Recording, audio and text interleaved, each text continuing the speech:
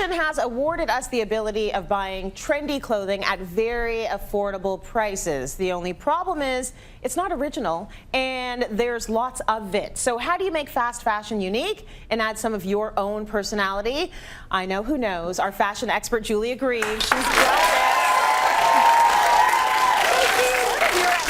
This is what you do. You make pieces original, and you're really good about making them very sustainable as well. But when you get that piece that you think everyone else has, exactly, there are little things you can do to it to zhuzh it up. Absolutely. I mean, just because you buy a piece of clothing and it is affordable, it doesn't necessarily mean it's a horrible thing.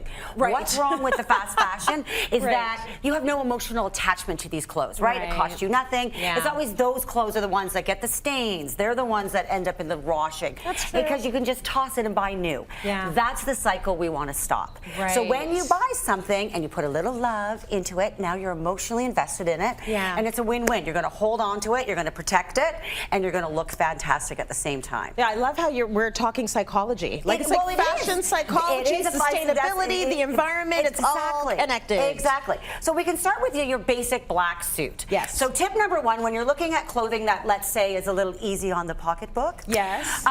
Pick clothes that are in the dark or neutral colors. They will always look more expensive. Those brighter colors, sometimes you can see the fabric isn't as high quality. Yes. So if you stick with your darks, stick with your neutrals right off the bat, you're going to look classic. Okay. So we have our little friend here in our basic black suit. I picked up the jacket for about $39 and the pants for $19.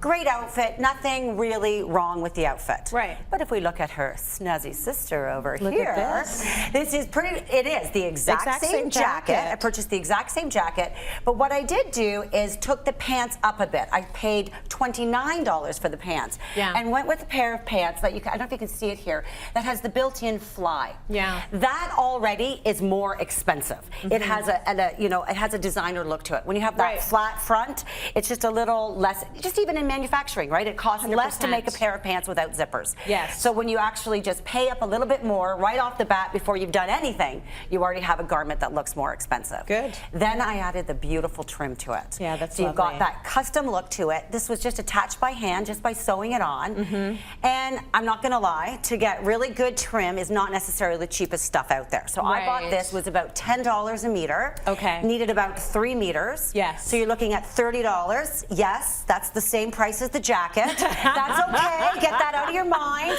Because once you spend that time and you sew it, now you love this jacket, you're gonna have it forever. So if I've done my math correct, which I'm not expert at math, but we've got, $30 for the jacket, $30 for the trim, and the pants. All together, we're still under $100. For a full suit. A full suit that could set you back like $1,000. Yes. This is the quality this now looks like. I love the transparency. Thank you for that. That's good to know. The ribbon might cost you a bit of money, but now you love the suit because you made the suit. You love it. It's yours, and you will have it for years and years. Okay, the cutest little romper. I know, right? Okay, so another tip when you're looking again at clothing that's less expensive is about fit. Right. The whole idea when you're mass producing clothing is that you're mass producing it for the masses, not you. That's so you need to take that garment and make it fit you. And when it fits you, now it looks designer and it looks really put together. Right. So when you're shopping off the racks, the first thing I would suggest is to go up a size or two.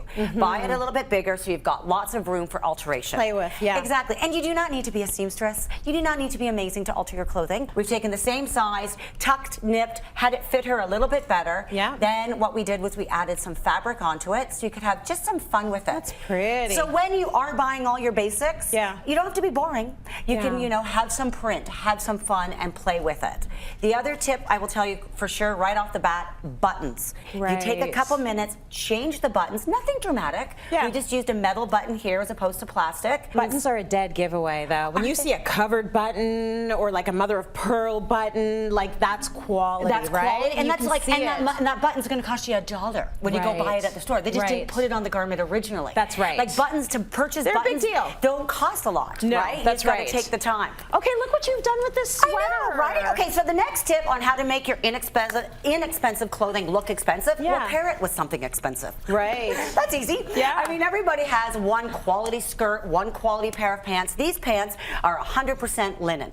Beautiful, beautiful quality pants. From Pre-Loved, of course. Of course. Of course, right? Just got to slow that in there. But what I did was I picked up this sweater, $9, nice oversized sweater, but it's almost too big. It's $9, did you say? $9. Okay, good. $9, end of the season, big sweaters, pick them up. That's a good steal. But the problem here is that it's just kind of taking away from what the star, like the leading lady of this outfit, shall we say, is the pants. Right? So the sweater takes away from it. So what we did was redesign the sweater. So we've I know, right? We've taken the neck off. Yeah. We've cropped the sweater so we can really focus on the pants, and then you've got this wonderful custom piece that really set you back $9. You're going to show us a little bit of how we can do that. A few tips on how to crop sweaters, because that's an easy thing to do with any kind of sweaters you're getting on discount right now, what you may have in your old closet. Yeah. So you're going to just start with a big old sweater, right? Steal it from your husband, steal it from your dad, whatever you want to do. Yeah. Okay, so first thing is I'm going to tell you the length. When you want to do a crop sweater, you want it to finish off at about 20 inches down. That's the appropriate crop. Anything shorter? Maybe not. Right? You're not looking for this crop. No, yeah, that's the mom approved crop, right? So what you want to do when you're working with sweaters is you want to protect the original hem. Right. This is what's really beautiful. Look, I don't know if you can see that closely, but the beautiful hem. Yeah. So you're going to measure your hem, which we've got, that's about 4 inches. So to finish at 20, if you take 20 and you 16. way faster than me. Okay, so you measure 16. We're going to make a little mark there. So that's where you're going to cut. And then the first thing you'll do is you're going to cut off the hem, like I was saying. And we're going to save it, right? And you're going to protect it. That's what you want to put back on. Yeah. And it's really easy. Now, one other tip is if you are having troubles cutting the sweater, you will have trouble sewing the sweater. So let's move on. Find another one. Got it. If it's too hard to cut, it's not going to work for you. It's not going to work because you have to be able to reattach, right? Okay. So if you can't cut it, you can't sew it. Fair enough. Right? So then you've got that. You're going to hold on to this part here. And this would have been the trickiest part, making the hem. Right? Well, this look is what perfect. this is what finishes it off. This is what be able to put that back on. Then you're just going to want to cut, sort of measure around so you get a bit of a straight line here. Again, it doesn't have to be perfect. So you actually did some sewing this time around, Julia. I'm very proud of you. But I'm a needle and thread kind of girl. Like I cannot I can't work a sewing machine. But I'm getting sewing machines scare me. It was after my daughter got her brownies, you know, so bad. I figured I had to catch up. My daughter's sewing everything in the house, so I gotta figure this out. So they're just cutting away here, simple, and again, it doesn't have to be super, super straight, thank goodness. Think about how easy it is, though, to just go through all of your old stuff. We've been talking a lot on the show about editing the wardrobe and donating and giving things away. There are always those pieces, and you think to yourself, I don't want to give this away. This reminds me of that amazing date I went on when my husband was my boyfriend, and I want to keep it. I know, and then you just put it back together, you know, do it again. So this is when you need your friend who can sew. So you've got your bottom, you've got the top that's cut, and all you're going to do is just reattach those. And you can, I don't know if you can see, but because you're using that hem, it's bringing it back in again. So it's not going to be wide when you have it. So here's one I did that a little earlier. That's just a finished one. Oh, that's so perfect. You see, like that. Right? It gives it a new life. And you're able to, you know, one less thing in it. Simple, but it's got style. It's got the Julia Grieve touch. Thank you so much for that.